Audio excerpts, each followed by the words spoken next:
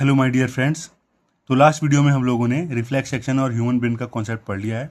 इस वीडियो में हम लोग मूवमेंट इन प्लांट्स यानी कि पौधों के अंदर होने वाली गति को डिस्कस करेंगे। ठीक है, तो दो तरीके से मूवमेंट पौधों के अंदर होता है। एक होता है इंडिपेंडेंट ऑफ ग्रोथ, वृद्धि पर निर्भर ना होना, और दूसरा होता है डिपेंडेंट ऑफ ग्रोथ, वृद्धि पर निर्भर होना। एक एक करके डिस्कस करते हैं। सबसे पहले बात करते हैं इंडिपेंडेंट ऑफ ग्रोथ यानी कि वृद्धि पर निर्भर ना होना। इसको बोलते हैं नेस्टिक मूवमेंट। नेस्टिक मूवमेंट अनुकंचन गति।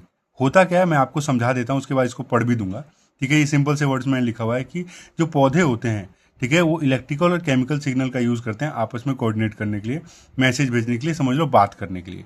ठीक है, जब उनको मूव करना होता है पौधों को, ठीक है, तो उनके सेल्स क्या करते हैं, पौधे के अंदर जो सेल्स होते हैं वो सेल्स अपने अंदर पानी की मात्रा को घटा या फिर बढ़ा के अपना शेप जो है चेंज कर देते हैं।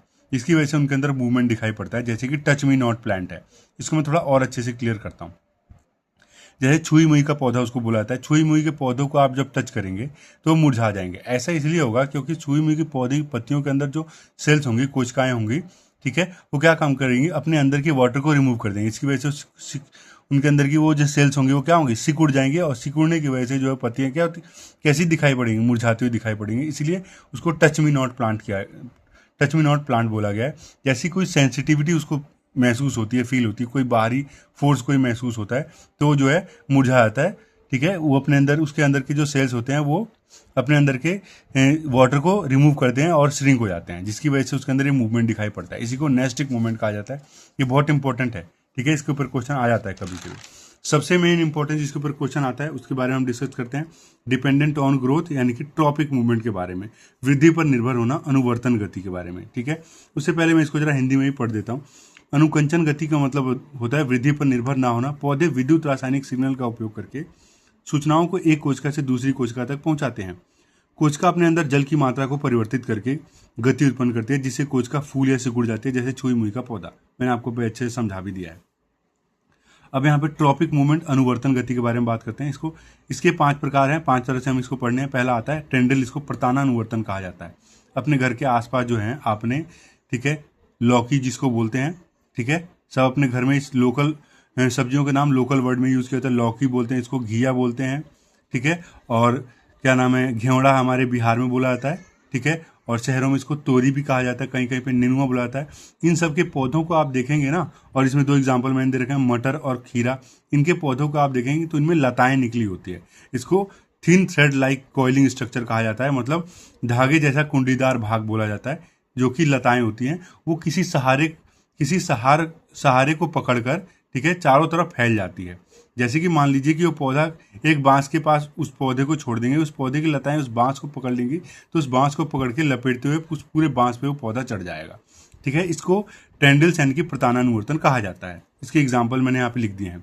उसके बाद आता है जियोट्रोपिज्म यानी कि गुरुत्वानुवर्तन, movement of plant part due to gravity. गुरुत्वाकर्षण के कारण पौधे के अंदर किसी भी भाग में होने वाली गति होती है गुरुत्वाकर्षण, इसको गुरुत्वानुवर्तन यानी कि जियोट्रोपिज्म कहा जाता है। ये 2 तरह के होते हैं, पॉजिटिव और नेगेटिव, धनात्मक और ऋणात्मक।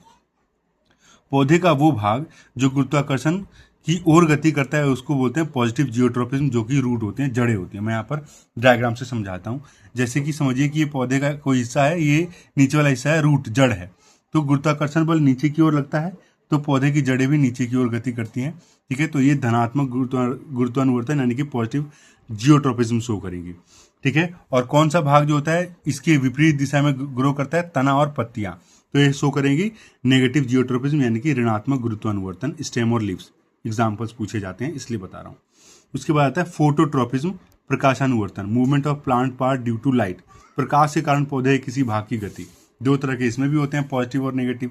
मतलब पौधे का वो भाग जो प्रकाश की ओर गति करता है, जैसे मान लीजिए सूर्य का प्रकाश है, उसकी ओर पौधे का कौन कौन सा भाग गति कर रहा है, तना और पत्तियां।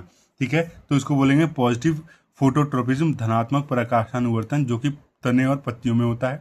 उसके बाद नेगेटिव फोटोट्रोपिज्म, ऋणात्मक प्रकाशानुवर्तन, जो कि इसके विपरीत होता है। वो कौन सा होता है, जड़ों के अंदर, तो उसका एग्जाम्पल क्या हो जाएगा, रूट्स यानी कि जड़ें। उसके बाद आता है हाइड्रोट्रोपिज्म, जलानुवर्तन, मतलब movement of plant parts towards water source, मतलब जल के किसी स्रोत की ओर पौधे के किसी भाग की गति, उसको बोला जाएगा हाइड्रोट्रोपिज्म।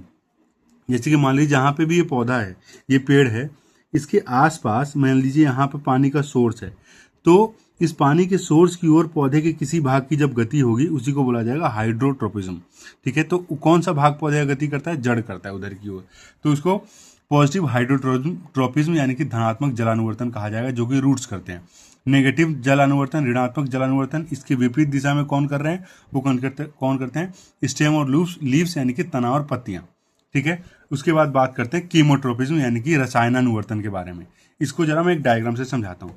आप जब काम कीजिएगा अपने बुक के अंदर, जो आपका रिप्रोडक्शन वाला चैप्टर है, उस रिप्रोडक्शन वाले चैप्टर के अंदर ये डायग्राम जो है जैसा मैं बना रहा हूँ, इस डायग्राम को जरा आप खोल के देखिएगा, आपको दिखाई देगा। ये जो होता है, जो फ्लावर होता है, फ्लावर का फीमेल वाला हिस्सा होता है, फ्लावर के अंदर का फीमेल वाला हिस्सा होता है। ठीक है, अब देखिए क्या होता है, growth of pollen tube towards ovule, मतलब पराग नली का अंडाशय की ओर गति करना कीमोट्रोपिज्म कहलाता है। ये जो होता है फीमेल वाला हिस्से में, ये वाला हिस्सा जो होता है इसको अंडाशय ओवरी कहा जाता है। ओवरी यानी कि अंडाशय कहा जाता है, अंडाशय। ठीक है, अब जो है यहाँ पे एक यहाँ पे जो है, आप जब उसको पढ़ेंगे तो और डिटेल में आपको समझ में आएगा। यहाँ पर एक होता है पोलन ग्रेन होता है। ठीक है, इसको बोलते हैं पराग का कण। ये पोलन ग्रेन जो जब यहाँ पर आता है तो यहाँ से ये ग्रो करता है, बढ़ता है। तो ये जब ये यहाँ पे ये जो नली बढ़ रही है, ठीक है, इसको बोलते हैं पराग नली, हिंदी में पोलन ट्यूब कहा जाता है। ये ग्रो करके आके इस ओवेरी के अंदर, ठीक है, जो यहाँ पे बीज होते हैं, बीजांड जिसको बोला जाता है, यहाँ पर ओव्यूल बोला जाता है, इस ओव्यूल से जाके मिल जाते हैं। ठीक है, ओव्यूल से जाके मिल जाते हैं, इसी को बोला जाता है कीमोट्रोपिज्म, रसायनानुवर्तन। ये बहुत सिंपल वर्ड्स में है और कुछ नहीं है इसमें ज़्यादा कुछ। ठीक है, तो ये जो 5 मैंने आप लोगों को बताए गति, इसके बारे में पूछा जाता है। बहुत अच्छे समझ में आ गया होगा आपको। अगला वीडियो लास्ट वीडियो होगा, इस चैप्टर का लास्ट पार्ट होगा, जिसमें हम प्लांट हार्मोन के बारे में, ठीक है, प्लांट हार्मोन के बारे में अच्छे से डिस्कस करेंगे, और ह्यूमन के अंदर जो हार्मोन होते हैं, जंतु हार्मोन, इन सब के बारे में अच्छे से डिस्कस करके फिर इसको चैप्टर को खत्म कर देंगे। ठीक है, आई होप आपको ये समझ में आ गया हो। Please like subscribe my channel. Thank you.